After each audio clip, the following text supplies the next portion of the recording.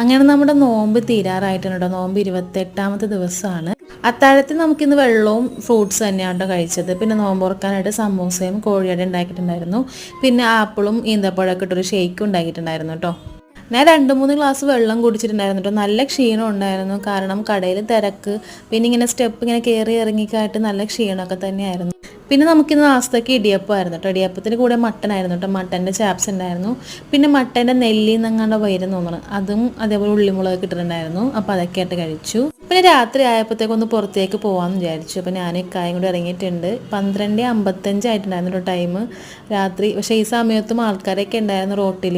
ഞങ്ങളുടെ കൊച്ചിക്കാരുടെ ഒരു സ്വകാര്യ അഹങ്കാരമാണ് ഈ അമ്മായിമുക്ക് കേട്ടോ. പെരുന്നാളാവായി കഴിഞ്ഞാൽ ഈ അമ്മായിമുക്കിൽ ഒരിറ്റ് സ്ഥലം പോലും ബാക്കി ഉണ്ടാവില്ല കേട്ടോ. അതിന് മാത്രം കണ്ടമാനം ആൾക്കാരുണ്ടാവും. വെളുപ്പിന് ഒരു 4-5 മണി വരെ ഇവിടെ ആൾക്കാരുണ്ടാവും കേട്ടോ. അങ്ങനെ ഞങ്ങളൊരു ചായയൊക്കെ കുടിച്ചു രാത്രി 2 മണിയായപ്പോഴാണ് വീട്ടിൽ കയറിയത്.